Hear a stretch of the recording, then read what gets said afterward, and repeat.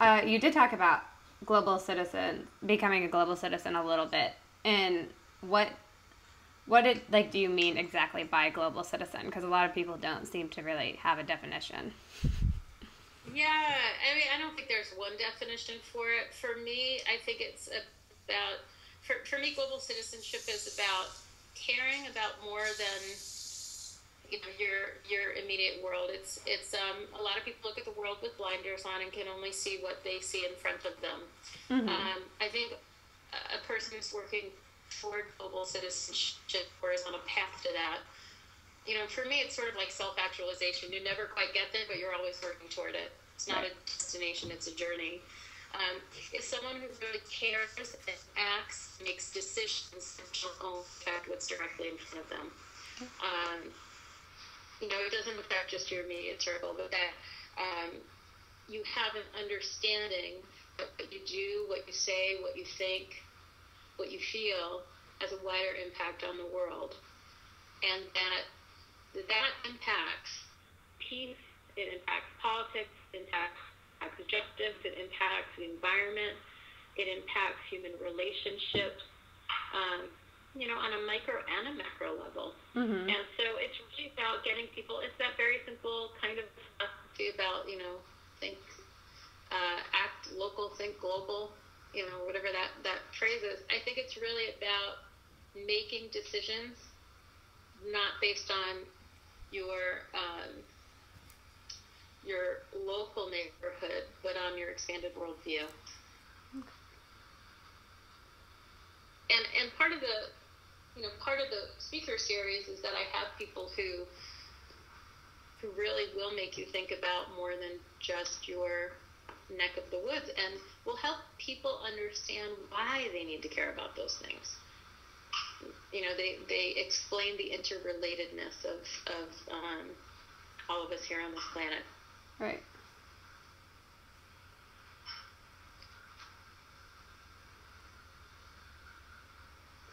Okay. And then, obviously, this is like your passion. So what made you decide to go into international education? Yeah, that's kind of a funny story, actually. My parents hosted exchange students when we were in high school through the Rotary Club. And so we had a student from Mexico for a year who lived with us, and then we had a student from Brazil. And then my sister went to France, and I went to England, and that was all nice and good. And then I came back and went to college and thought, I'll study business, because I don't know what I wanted to study. That seemed reasonable. But what I observed growing up is that I knew a lot of people, my friends, my parents' friends, or my friends' parents, and it just seemed like adults, from my little worldview as a young person, didn't really like going to work. They just didn't like their jobs, or they didn't talk about work as a fun and interesting place that motivated them, and it was kind of like a means to an end. Right. And I kept thinking, well, I'm having all these cool international experiences, whether they're at home or abroad, and I found myself working, lots of jobs in school where my friends had one job. I was working 3 jobs in school, and I kept buying plane tickets. And I thought, there must be a way that I can marry up my interest in travel and make a job out of it that would be fun. Because the last thing I want to do is go to work every day and be miserable. But as I've seen all these quote role models, they just didn't seem to enjoy their work very much. And I eventually stumbled upon the field that you could do this and have fun and challenged every day and make a living doing it, which was great. And then, Melly Bee, really, it was such a mixed blessing for me because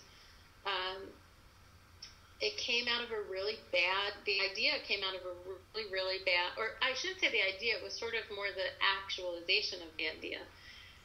Came out of a really bad health experience I had. I worked at a college and I was exposed to mold, toxic mold, in the office that I worked in at this college, and it was SUNY Rockland Community College, where I was the director of study abroad.